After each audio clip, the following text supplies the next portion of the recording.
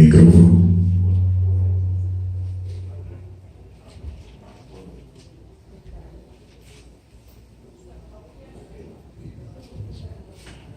Problemas técnicos, siguiendo.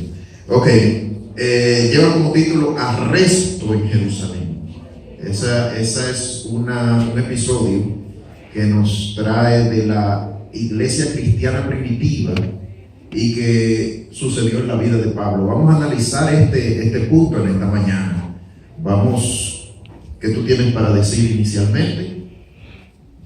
Esta lección ha estado bastante interesante porque nos da una clara vislumbre de lo que son, más que el origen de la iglesia, de nuestros orígenes como iglesia cristiana. Nosotros somos el pueblo de Dios hoy y tenemos que entender qué era lo que se movía, qué era lo que pasaba en la iglesia primitiva, que yo pienso que eso nos va a ayudar a entender mucho de lo que estamos viviendo hoy como iglesia.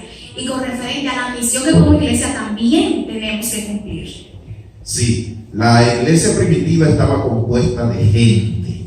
Y yo sé que a ustedes les puede parecer a algunos un poco extraño, ¿verdad? Porque a veces mistificamos las historias bíblicas y vemos a las personas o muy santas o muy malas. Pero eran personas como usted y como yo, con debilidades, con entendimiento de las cosas. Cada quien de nosotros entiende el evangelio según su propia crianza, según las cosas que le han pasado, según las cosas que le han sucedido. Y por eso nosotros vemos en esta historia de hoy que Pablo viene con una gran noticia, viene con unas donaciones desde los gentiles para la iglesia de Jerusalén. Sin embargo, tiene una recepción que no era la que podría haberse esperado. Y en el versículo de memoria, el clave en esta mañana, porque Dios le dio a Pablo un reassurance, como dicen en inglés, le dio una garantía. Le dice: a la noche siguiente se le presentó el Señor y le dijo: ten ánimo, pues como has testificado de mí en Jerusalén, así es necesario que testifique también en Roma. Pablo tenía las esperanzas de ir a Roma y Dios lo iba a poner en ese camino. Vamos a ver cómo se desarrolla esta lección. Fue bien interesante porque vimos en la lección los obstáculos que a veces los líderes de la iglesia tienen que tener, los miembros tienen que tener. A veces usted puede tener la mejor de las intenciones, pero hay algo que tenemos que entender. Como su servidor estaba aclarando, la iglesia está compuesta de gentes. Y cada persona, cada miembro es un carácter diferente. Algunos vienen con una idea completamente diferente, otros eran gentiles. Recuerden que la iglesia estaba conformada por los primeros cristianos que eran judíos y luego los gentiles. Y había como esa disyuntiva. Y Pablo quería hacer de la iglesia una, pero él entendía que la idea todavía no estaba clara en la misma raíz, en el mismo epicentro de la iglesia, en Jerusalén. Todavía la comprensión de lo que era el evangelio y cuál era su misión en la vida del ser humano no estaba completamente clara. Todavía los judíos tenían como la mentalidad como que el evangelio estaba dividido, como que el evangelio es una cosa para los judíos y era una cosa para los gentiles. Cuando el ser humano o los miembros de la iglesia, esos grandes líderes, que muchos de ellos, by the way, eran también fariseos, gente doctores de la ley que habían creído y habían sido convertidos, pero que seguían todavía con esa idea. Todavía les faltaba el crecimiento en Cristo. No habían logrado entender que Cristo vino a derrumbar todo muro de separación. En Cristo existe la unidad perfecta. Si en la iglesia se ve alguna forma de desunión, si se ve alguna forma de discordia, es porque nos está faltando Cristo. También hay una buena noticia: Dios utiliza esas cosas. A pesar de todo. Porque mira cómo va la historia. Pablo viene a Jerusalén al finalizar su viaje. Viene trayendo buenas noticias. Viene y se reúne.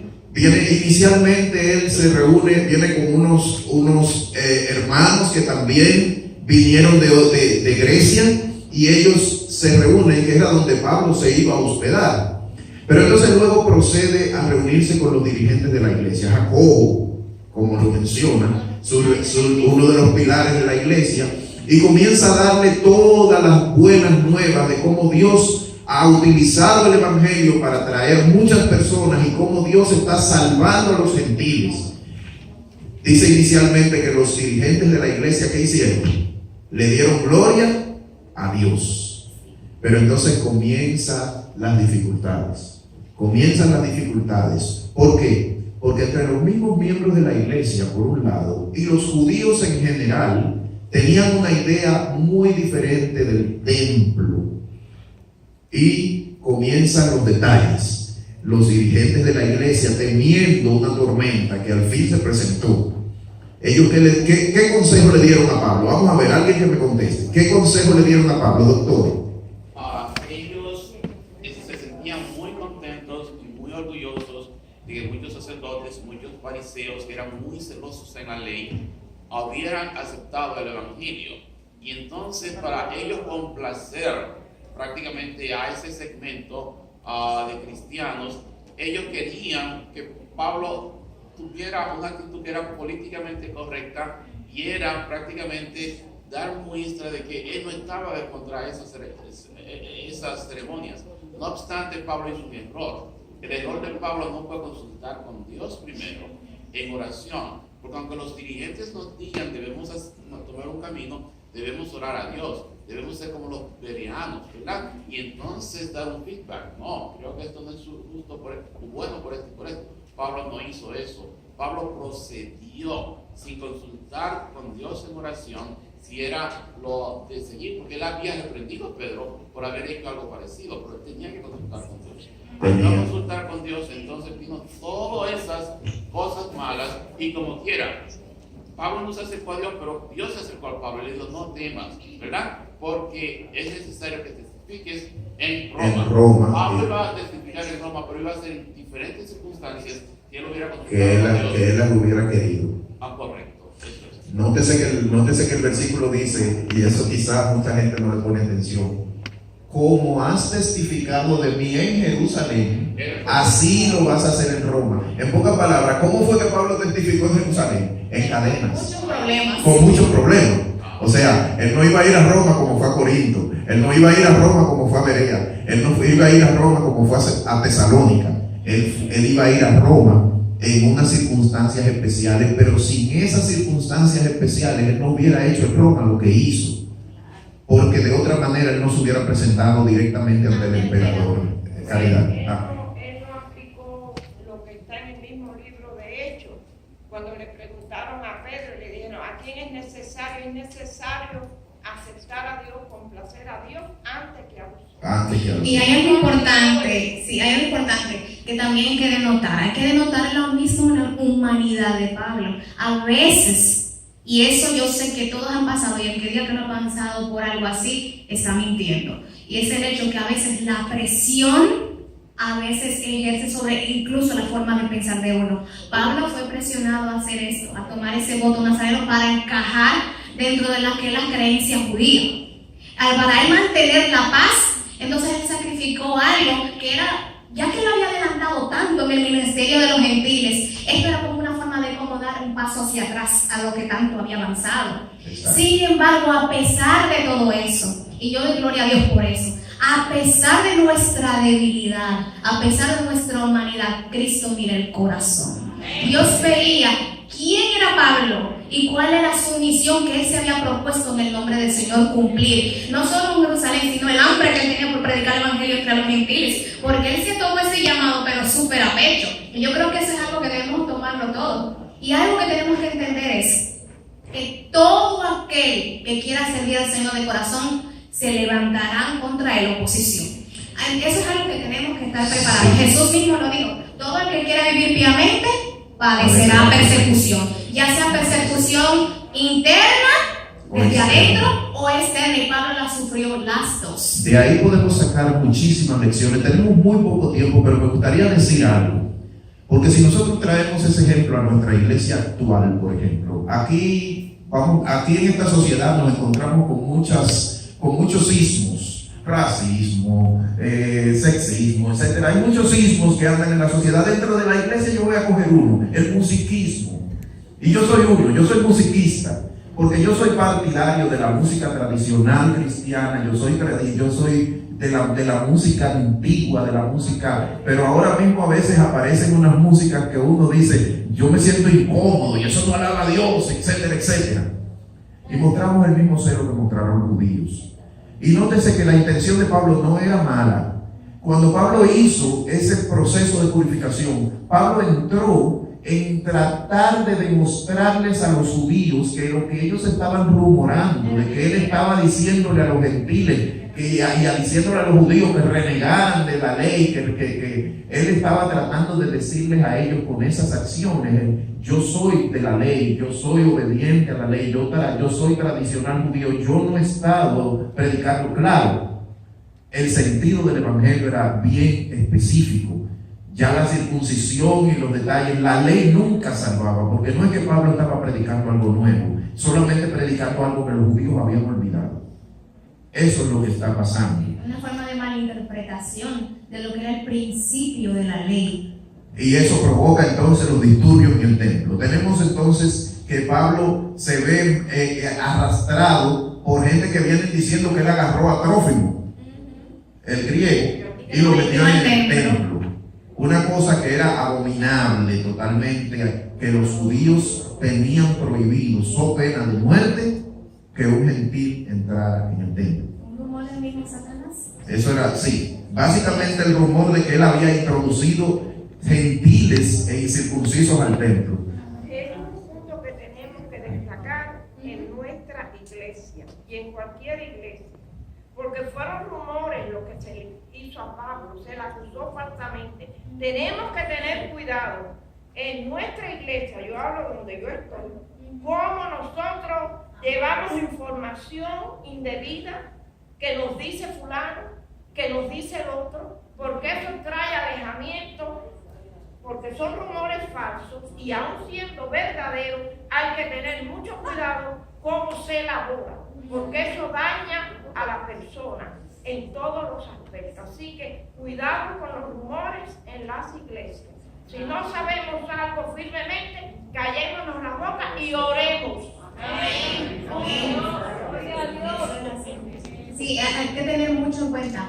Todo lo que es rumor, comentarios por ahí, por donde quiera, eso nunca proviene de Dios. Aún si hubiese sido verdad, el hecho de que usted está dañando no solamente a Pablo, sino el ministerio completo de Cristo. Hay veces, hermano, incluso, que a veces es mejor callar por el mejor bien, por el bien común, siempre y cuando la palabra de Dios no sea sacrificada.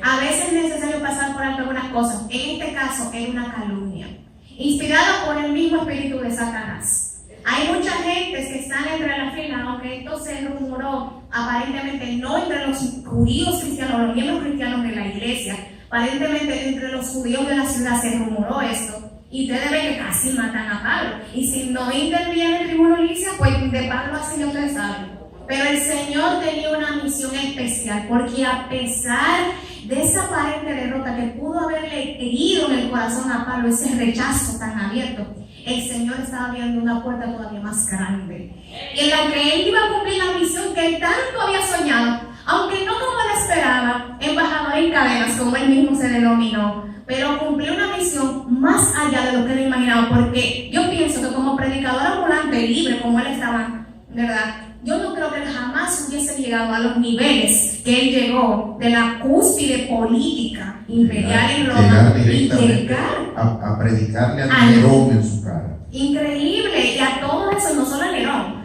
sino a tantos gobernantes, porque acuérdense que Pablo estaba más preso que suelto. Eso es como dice la expresión, cuando él no estaba preso lo estaban buscando. No, Pablo, eso fue así, porque el Señor hay que entender que cuando tú sirves al Señor, tú no siempre vas a hacer el gusto del gusto popular. No siempre, es que la verdad no siempre compagina con los ideales o los pensamientos de los seres humanos. Y esto lo vemos en la historia de Pablo. Por eso es, hermano, tenemos que trabajar, no importa que a veces, como cristianos, incluso dentro de la misma iglesia, tenemos que sufrir. Y estas historias no están escritas, además, tenemos que aprender a sufrir como sufrió Cristo, Y con mansedumbre. eso es una historia interesante. Uno no sabe a dónde Dios te va a llevar. Uno no sabe a dónde Dios te va a llevar. Y eso, le voy a contar un testimonio porque eso ocurre hoy. Eso ocurre hoy. Mi señora madre, quien fue locutora por muchos años en la emisora Radio Amanecer, ella estuvo en un grupo de las personas que compraron un apartamento en una urbanización que el doctor Balaguer construyó en Santo Domingo.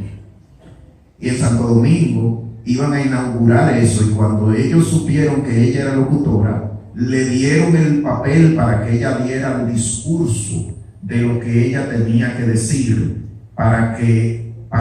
y con la presencia del presidente allí. Y le dieron un papel que ella me cuenta que hablaba muy bien del presidente. Usted sabe lo que hay que las lisonjas clásicas que se le dan a los políticos. Cuando ella vio ese papel y estaba frente a la gente, ella agarró el papel, lo dobló y ella habló del evangelio. Ella le predicó al presidente directamente. Dice que el presidente la mandó a buscar al palacio. Y ella fue al palacio a hablar con él y a predicarle más. Señores, Dios utiliza medios que usted no conoce, todavía lo hace hoy. Y lo hizo con Pablo. Y en medio de ese tumulto, vamos allá a repasar la historia en forma rápida. Ese tumulto tuvieron que intervenir los gentiles. Y los gentiles vinieron, los romanos tuvieron que ver, porque primero se presenta Pablo en el Sanedrín y el sumo sacerdote viene y lo primero que hace es que lo abofetea. Pero allí Pablo utilizó una técnica que Jesús hubiera utilizado también, pero Jesús se cayó porque Jesús estaba con un ministerio muy diferente. Pero Pablo le dijo a ellos, ¿qué le dijo? Yo aquí estoy presente porque yo creo en la resurrección. Y comenzó el tumulto, porque entonces los fariseos de un lado creían en la resurrección, los saduceos no, y comenzó el problema. Y por supuesto, en el medio estaba Pablo, iba a ser prácticamente linchado por una multitud que estaba controlada por el enemigo. Pero entonces los romanos vienen, toman a Pablo,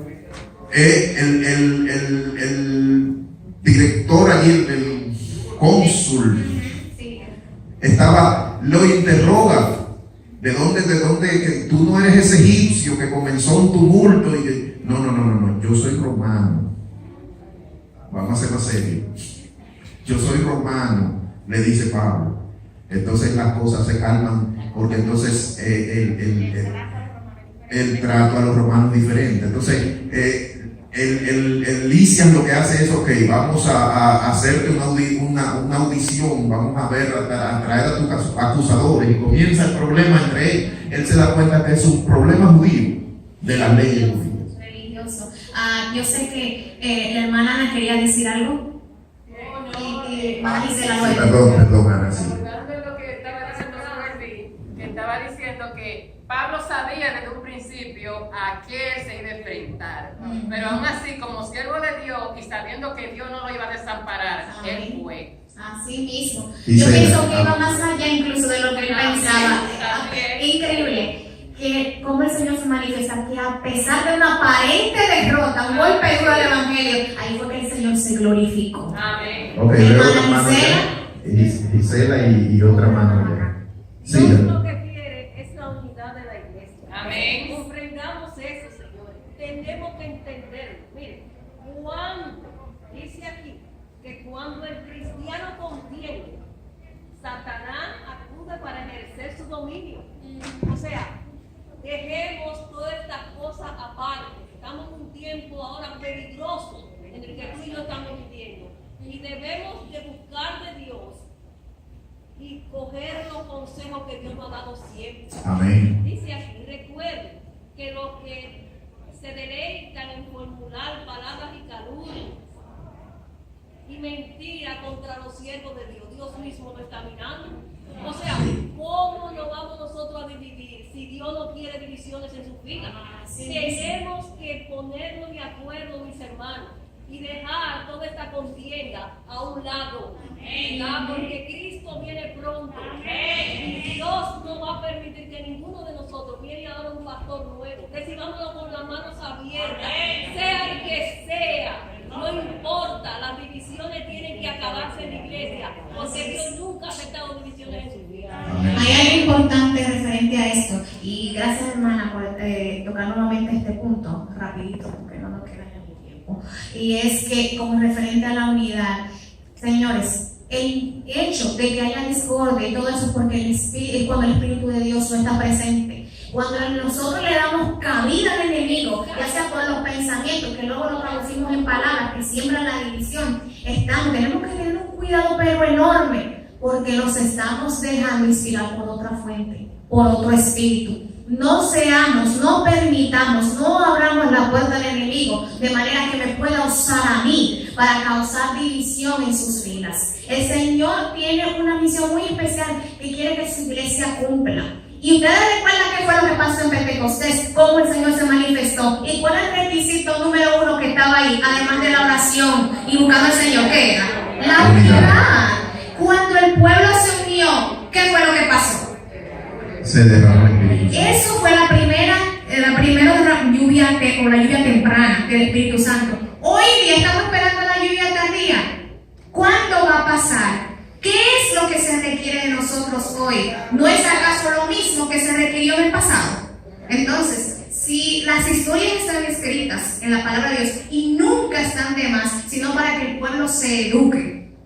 Porque hay que recordar que un pueblo que no conoce su historia, ¿qué Está pasa? condenado a repetirla. A las visitas que quizás a veces les resulta extraña una conversación como esta. Quizás algunas visitas perciben que la iglesia debe ser una especie de sitio donde una vez que tú entraste ya tú eres un santo, transformado, etcétera, etcétera. La naturaleza de la iglesia está compuesta de personas y personas, a diferencia de Satanás, Dios no obliga a nadie. Dios trabaja contigo y conmigo hasta donde tú y yo le permitimos. Y eso sucede con todas las personas y es un proceso que va encaminando. O sea, uno va caminando con Dios y compenetrándose más y uno va siendo transformado poco a poco. Pero mientras eso sucede, muchas cosas, muchos defectos salen a la luz. Lo interesante es cómo Dios trabaja y cómo trabaja los seres humanos cuando realmente se ponen en sus manos. Y eso pasó en esa iglesia primitiva y nos da un ejemplo, porque como dice la misma Biblia, todo lo que se escribió, ¿para qué? Para nuestra enseñanza fue escrito. Lo que pasó anteriormente pasa hoy. Nosotros somos lo mismo. Estamos siendo también impulsados por el Espíritu Santo, pero tenemos en todo momento esa opción de decirle que sí y decirle que no, y hacer nuestra propia voluntad. Y cuando eso sucede, los resultados son patentes. Y luego vamos a volver a la historia. Pablo entonces, el cónsul, yo le llamo cónsul, el tribuno. Este hombre quería azotar a Pablo para interrogarlo, pero Pablo le pregunta al guardia, le dice: ¿a ustedes les es lícito azotar a un romano? Entonces las cosas comienzan, ¿verdad? Como dije, a tomar otro tipo de forma. Pero vienen unos judíos y dicen: no, nosotros vamos. Hicieron un juramento de no comer ni beber hasta que no hubieran matado a Pablo. Iban a hacer un engaño, iban a ir donde el tribuno, a que el tribuno le sacara a Pablo en público para ellos matarlo. Es interesante, Jesús dijo: llegará un momento que aquellos que los maten a ustedes pensarán que están rindiendo servicio a Dios. El celo que tenían los judíos llegaba hasta ese tipo de juramento. Dice la Biblia: con maldición, bajo maldición. En pocas palabras, si alguno de ellos violaba ese pacto, ellos estaban dispuestos a recibir una maldición. Esa era una cosa totalmente satánica, hermana. Hoy sí, también. Pero más que celo, el fanatismo. Exacto. Cuidado con el fanatismo. trae muchos problemas en la iglesia. Exacto. Así es. Hermana. Pues bien, mis hermanos, Dios les bendiga a todos. Lo bueno es de cada uno de los que estamos aquí. Lo bueno es vivir esa fe que nos dejó Jesús. Porque cuando lo mejor es usted y yo temerle a ese Dios, todo se nos va a manifestar. Porque Dios lo dice muy claro, para sus siervos y sus siervos fieles, Dios no tiene nada escondido. Amén. Y todo lo que ha de suceder, Él nos va a mostrar antes de eso. Porque Dios siempre tiene un plan B. Amén. Lo importante es usted y yo temerle a ese Dios que hemos creído hoy, mañana y siempre. Cuando tememos a ese Dios, cuando Él le dice a usted, vaya, y usted obedece, no usted que va, sino es Dios que va delante de usted. Y no lo van a ver a usted, sino van a ver a ese gigante fuerte y poderoso a nuestro lado. Porque yo he vivido ciertas circunstancias, como lo dice la hermana allá. Aquí no hay quien diga que no. Toditos pasamos por la misma situación. Pero no importa la situación que tú y yo estemos viviendo, mis hermanos y amigos que nos visitan esta mañana. Lo importante para ti y para mí es obedecer la obediencia que Jesús nos dejó un escrito exacto. Que cuando Él Requiere. diga, parte y vete, igual como le hizo a Pablo. Pablo no tenía que perder su vida, porque él tenía que dar el mensaje. Exacto. A esos lobos rapaces que estaban allí, vestidos de blanco y por dentro llenos de huesos. Que Dios le bendiga. Sí, esta conspiración llegó a oídos de quién?